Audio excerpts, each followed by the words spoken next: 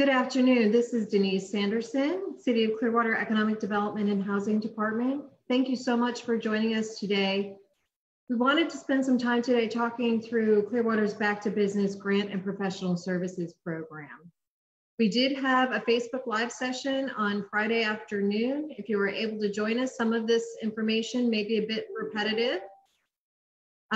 For those of you who are just joining us for the first time, this information may be new information for you. However, you will be able to find all of it on the City of Clearwater's webpage, myclearwater.com/backttobiz.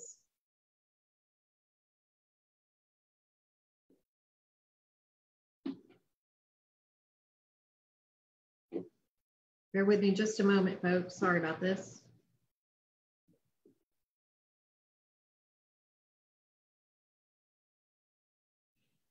So during today's session, please add your comments and questions in the Facebook comments section. We have a moderator who will ask your questions live during today's chat.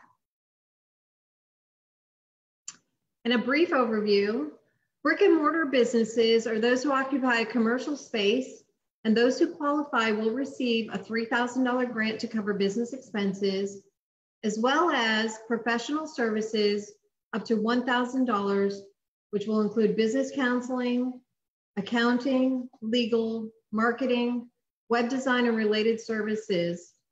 And upon completion of those professional services, again, the City of Clearwater will be funding those services for you. You'll receive a $2,000 grant. You can choose whichever services are best suited for you, and they can be multiple services. Again, so long as the fees for these services do not exceed $1,000.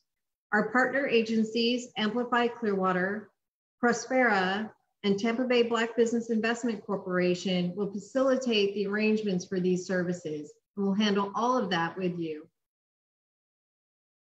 For home-based businesses who qualify, you too will also receive these professional services up to $1,000 in value, and upon completion, up to a $2,000 grant. So how do we get started? Well, first, there are some eligibility criteria. We encourage you to review all of the information on myclearwater.com/backttobiz. You'll find some more information there. But you must have a Clearwater business tax receipt for the current year. That is, it must be dated on or before February 29th, 2020. There are just a few exceptions to this where a business tax receipt is not required by the business. Other conditions will apply, however. Business must be operating within the incorporated limits of the City of Clearwater. If you're uncertain about whether or not your business is located there, and remember, a Clearwater address does not guarantee that you're within the incorporated limits.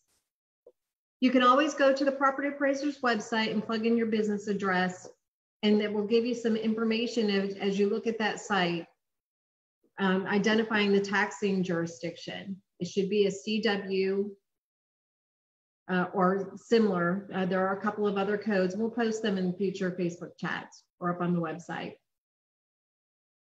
You must have 1 to 25 full-time equivalent employees. That includes the owner. So if you're a sole proprietor, you count as 1 employee.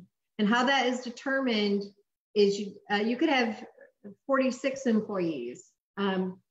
Take your average weekly payroll, and so long as it does not exceed 1,000 employee hours, that's 25 times 40 hours per week as 1 full-time equivalent.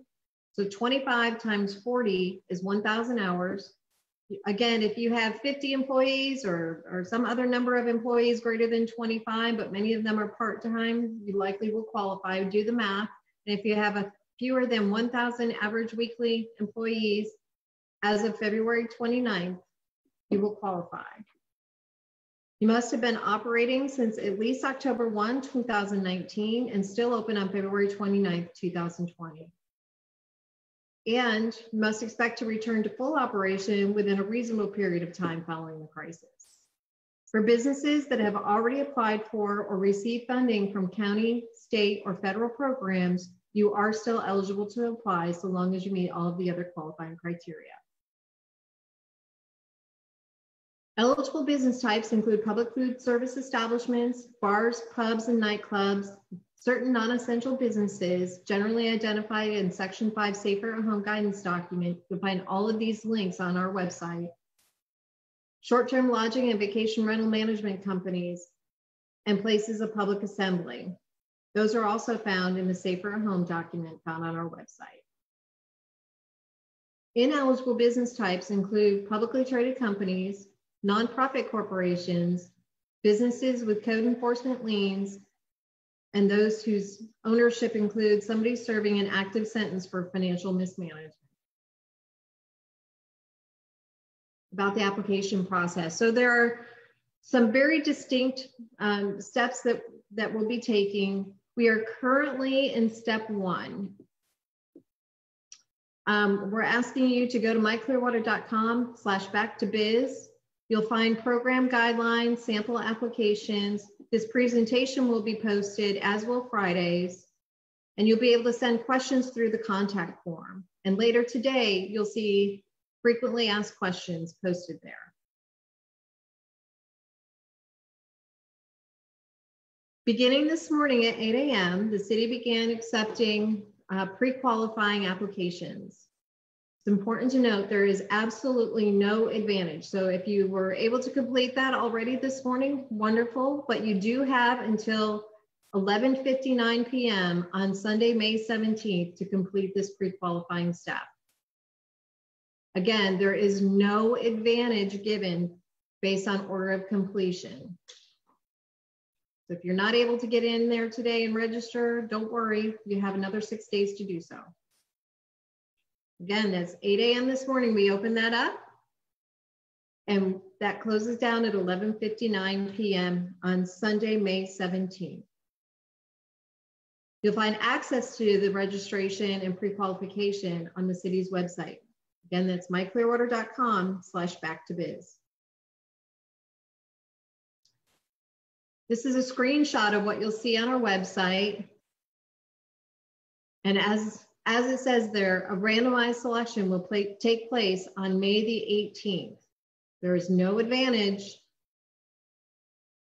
to registration early on in the process, so long as you complete by May 17th. When you click that button, this is what you'll see. It will take you off of our website into this registration page where you'll be able to enter your email address and create a password in registration and sign in. Please remember your login information. Once you log in, you'll be asked to choose one application type.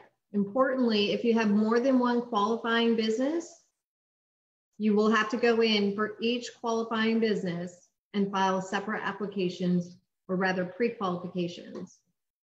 This is what you'll be seeing. Please select home-based or brick and mortar based on your eligible business type. Some special considerations for home-based businesses. Home-based businesses must meet all other eligibility requirements as the brick and mortar business. However, we are requiring a revenue minimum showing an annualized revenue of at least $12,000. Basically what we mean there is $1,000 per month on average in revenue. And this should be shown in your tax returns. The grant will be based upon your average monthly revenue. So we'll have a minimum grant award of $1,000 and a maximum grant award of up to $2,000. So if you have annualized revenue of $50,000 per year or greater than $4,000 a month, your grant will still be capped at $2,000. In the application eligibility, which is the phase that we're in right now, the last question for home-based businesses will be question A11. And it has some questions about low to moderate income requirements. We don't expect you to know the answers to these. Staff will be assisting with that evaluation after May 18th. And so during pre-qualification, if you believe that you may qualify in the low to moderate income requirement category, you should check this box. This is what I'm talking about. This is question A11. Does your business qualify for assistance to low and moderate income households. So there are 3 qualifying criteria that we'll be looking at. One of those must apply. That is, the business owner's total household income is below 80% of area median income based on household size. Or the requested funding will allow the business to retain at least 1 employee whose total household income is below 80% of area median income. Or the business serves a low to moderate income area defined by HUD. And we'll be helping with all of these things. So for now, if you're in this section as a home-based business, please do check the box. The reason for this is the funding for this program for home-based businesses is through our Community Development Block Grant CARES Fund. And the CARES Fund, the CDBG funds under the CARES Act, requires that we meet a low to moderate income threshold. This is different than the funding that is being used by Pinellas County. But for the city of Clearwater, we have to show an eligibility threshold related to area median income. As a response to COVID, HUD changed the regulations, and we now will only be looking at 2 months of area of income. So if you're a home-based business and you've been inoperable for the last 2 months, it's quite likely that you will qualify under this for low and moderate income threshold. Again, staff will be conducting this analysis with you if you get selected through the randomized lottery on May 18th. And so for all businesses, on May 18th, a random selection of both brick and mortar and home-based businesses will be conducted. I won't be selecting these businesses. The team at Economic Development and Housing won't be selecting these businesses. I don't know yet what the method of selection will be, but staff does not get to choose these businesses. It will be a randomized selection. A waiting list will also be created because we do expect that some businesses who perhaps pre-qualify may not be able to adequately complete the application or are deemed ineligible at some point in the process. And so a waiting list will be created. So invitees, those selected through random selection to complete the application, will be invited to submit their application, and those placed on the waiting list will also be notified.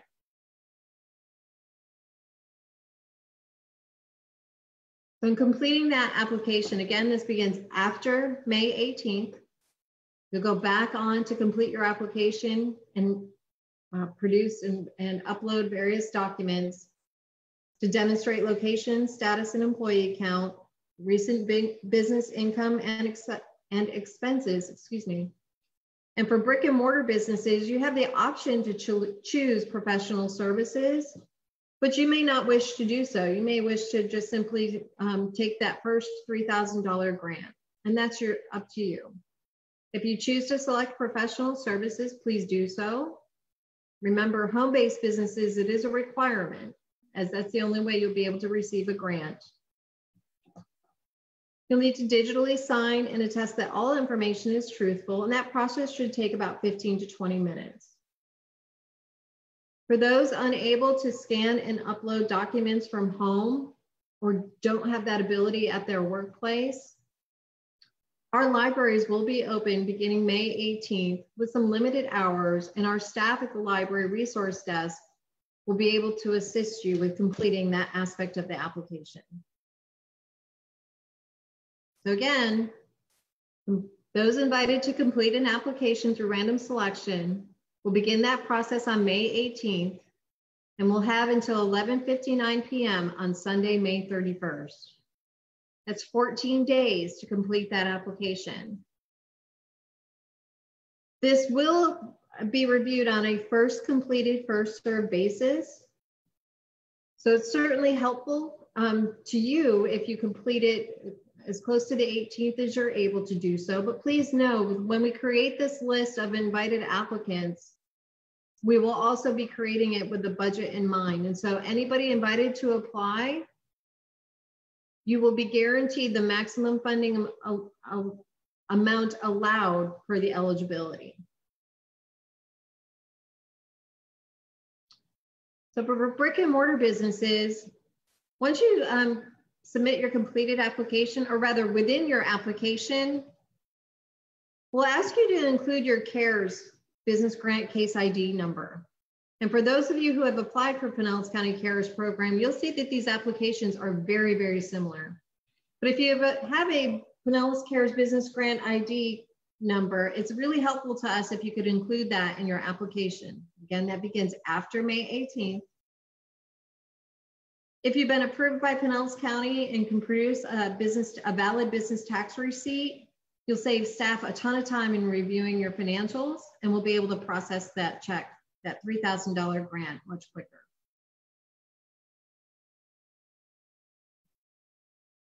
For receiving professional services and that up to $2,000 grant, for all businesses, once you've completed your application, we'll be reviewing that eligibility. For home-based businesses, it may require some additional information or conversation to discuss the income thresholds that I spoke with you about. We'll refer, once approved, we'll refer your business over to one of our nonprofit partner agencies. Again, those will be Tampa Bay Black Business Investment Corporation, Prospera, or Amplify Clearwater. And one of those organizations will work with you to match you up to a business professional that can assist you. Once you complete that service, and you should probably expect about 4 to 8 hours of professional support. There is no minimum requirement, however. You don't have to spend all of those $1,000, but we will pay up to $1,000. Once you've completed those services, our partner agency will notify us with appropriate documentation, and we'll process that grant check up to $2,000. Remember, that's a flat $2,000 for brick and mortar businesses and up to $2,000 for home-based businesses, depending on annualized revenue. It's important to note here that for professional services and that last grant, this program is really intended to support long-term recovery. You should not expect to receive these funds right away, as that professional services component will take some time to organize, schedule, and receive. But this really is about getting back to businesses. So in summary, for brick and mortar businesses, you'll be able to receive a $3,000 quick pay grant to take care of some of your business expenses. You'll be eligible to participate in services up to $1,000. And upon completion, we'll issue a $2,000 grant. It's a total value of $6,000. For home-based businesses, you have some special considerations that we'll work with you on, but you'll also be able to participate with up to $1,000 in professional services in order to receive that grant of up to $2,000 for a total of up to $3,000 in grants and services. Remember, all of the applications will be reviewed on a first completed, first served basis. That's after May 18th. Right now, there's no particular rush, but after May 18th, first completed, first served basis is the way in which staff will review these applications.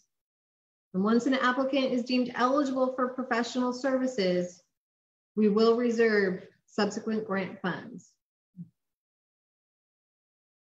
Our funding requires that all professional services must be completed by December 31st, 2020.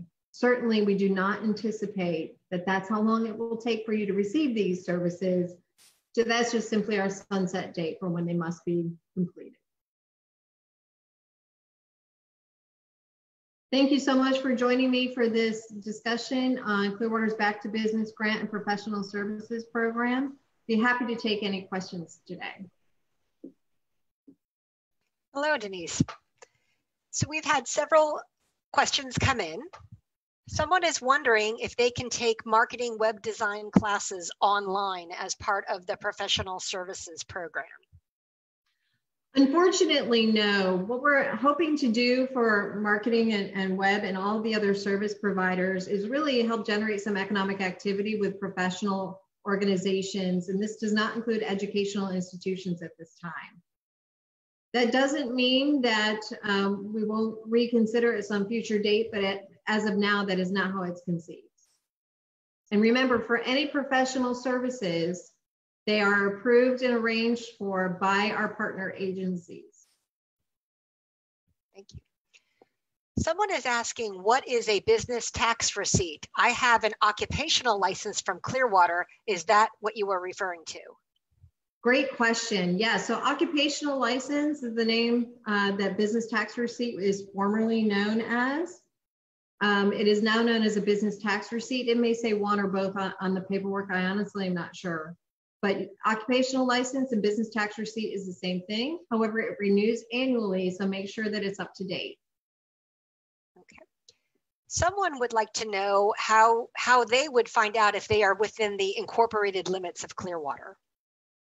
We'll post that on the website, a link to how to find that information. There are certain taxing district codes on the property appraiser's website that will tell you whether or not you're within the incorporated limits. I don't have that information handy at the moment, but we'll get that posted to the website, perhaps in the FAQs. Okay. Someone is asking a question about short-term rental properties. Can you give a 1099 and a Schedule E for short-term rental properties instead of a Schedule C? Pinellas County said that was fine for their grant. If it's fine for their grant, it is likely fine for ours. The qualifying criteria there really is that you're remitting tourist development tax funds. So if you're providing bed taxes to Visit St. Pete, Clearwater, or tourist development, then yes, it's quite likely you'll qualify. Do I need to repay the city of Clearwater? No, these are grants. So these are not loans. They won't be sitting on your balance sheet as debt instruments. Importantly, because they are grants, they will likely be viewed as income. So do keep track of those things and talk with your tax advisor. Don't forget to include that next year. You'll have to pay taxes on the funds received. Am I eligible if I meet some of the requirements, but not all of the requirements? Unfortunately, no. You must meet all of the requirements in order to qualify.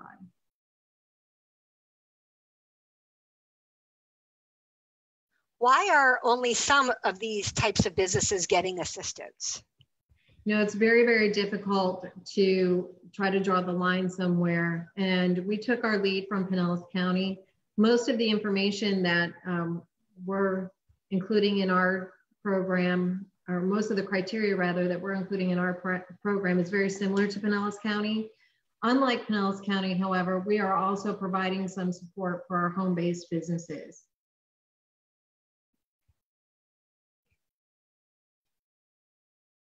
If I am approved, how quickly will I receive assistance? So for our brick and mortar businesses, you'll receive that $3,000 grant hopefully very quickly, particularly if you've qualified for and received funding from Pinellas County. We'll be able to cross-reference, hopefully be able to cross-reference your Pinellas County information with ours. And again, so long as you can produce a BTR, we should be able to get those $3,000 grants out very quickly. Some of this is unfortunately going to be volume driven and with very limited staff. It may take some time to do, but we are hoping to be able to review eligibility, particularly for brick and mortar, within 5 business days. It will take a little bit longer with home-based businesses because of the income qualifying criteria. Okay. I own more than one business in Clearwater. Can I apply for more than one grant? You may, so long as you submit taxes on them separately. So if they are operating as independent businesses, one from the other, then you can apply for each of those eligible businesses on their own. They must qualify on their own. So if you have more than one location, but on your taxes, you're only operating as one business, then no, you can only qualify as one business. I own one or more commercial properties that I rent to others for them to conduct business on premises. Do I qualify for a grant? You likely will as a brick and mortar business, so long as you have a business tax receipt as an operator, as a landlord, if you will. I employ 1099 workers at my business. Do they count toward my 1 to 25 full-time employee? They do. You should include those in your employee count for payroll purposes in terms of the 1,000 hours or your FTE count, if you will. But keep in mind those 1099 employees will not be able to qualify as businesses, but you will be able to count them toward your employee count. What if I own my own business, but I don't have any employees? You own your own business, you are your own employee, and so you qualify as a single employee. Remember, our qualifying criteria is 1 to 25. Can I apply if my business was deemed non-essential? There are only 2 types of non-essential businesses. So one of those is restaurants. Excuse me. There are 2 types of essential business, non-essential businesses that do qualify, one being restaurants. So restaurants, because they took particular hit with this COVID-19 and many of them ended up having to close, they are still qualifying under the Public Food Establishments program. The second one are those short and long-term or short-term vacation rental properties. On section 5 of the Safer at Home guidance, you'll find that link when we post the FAQs. You'll find that link in the FAQs for a list of those in section 5 of the Safer at Home. Those are the list of other eligible businesses. If you experienced a closure of your business and you're not on that list, be sure to include your closure orders. That list says not limited to, so it identifies a number of businesses, does not identify perhaps all businesses that were forced to close. So if you received a closure order by Pinellas County Sheriff's Office or some other authority, be sure to include that in your application after May 18th. Do nonprofits qualify? Unfortunately not. We're really hopeful that in the next stimulus bill, there will be a provision for nonprofit organizations. That's one of the toughest calls we had to make, and we decided to follow Pinellas County's guidelines on that. Are businesses located in shared workspace or co-working space eligible? They are, but remember they must meet all other eligibility criteria. So you had to have been deemed non-essential under the Safer at Home guidance and closed down as a condition. So, but yes, otherwise you may well apply. You may well be eligible to apply. Okay. And will my business be required to report how I spent the grant funds and how after they are awarded? You will not necessarily be required to report that information to the City of Clearwater. However, I do caution strongly that for any of these funds that you're receiving, whether it's from the federal, the state, county, or city, that you do, you keep very good books on how that you're allocating these dollars. As you likely know, if you've applied for and received the Paycheck Protection Program, you must spend 75% of those dollars on your payroll, but you can spend up to 25% on other expenses. It could be leasing, utilities, other types of business expenses. So do keep a really good record of how you're spending your dollars, because if we provide some additional funds and the county provides additional funds, it has to be clear that those dollars were spent differently. So if you have vendors you wish to pay, make sure you identify which vendors got paid by which funds. You've mentioned there are other grant opportunities available with the county and as well as federal grants. How do I find out information about those programs? Well, anytime you go to myclearwater.com, you'll see, if you're anywhere on our website, you'll see a blue banner at the top of the page. It says COVID-19 information. Check back there often. You'll find links from the COVID-19 page to other federal and state and county sources. Be very helpful to you, most likely. Okay. Someone has asked if they qualify if they are a translator. So that's a good question. And I think perhaps I answered that same question on Friday. I answered that question on Friday, and I'm not sure if I answered it correctly. So I would like to clarify. So for if you have a business, whether it's translation service or some other business, and through a closure order, your customer had to close down.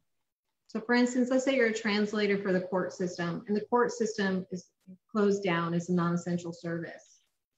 And your translation services were effectively ended as a result of that.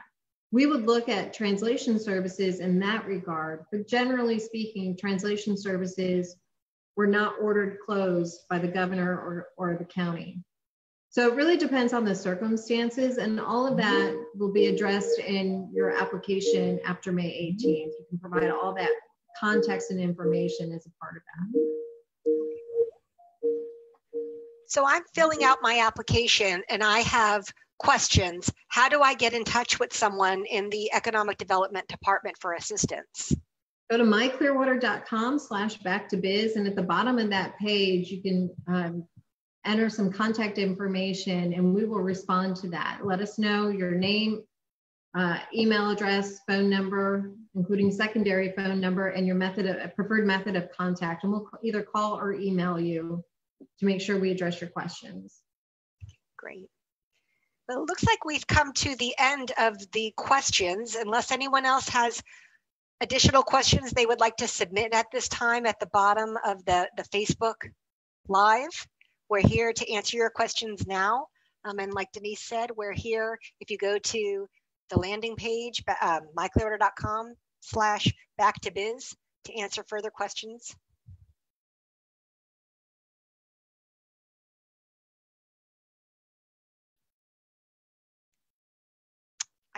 I think we have wrapped up all the questions, Denise. Wonderful. Audra, thank you so much for moderating today. I really appreciate it. And stay tuned to that website. Feel free to go back to it as many times as you like. We'll be updating it as information becomes available. We'll probably be making daily updates to that webpage as more questions come in. Thank you, everybody. Have a great day.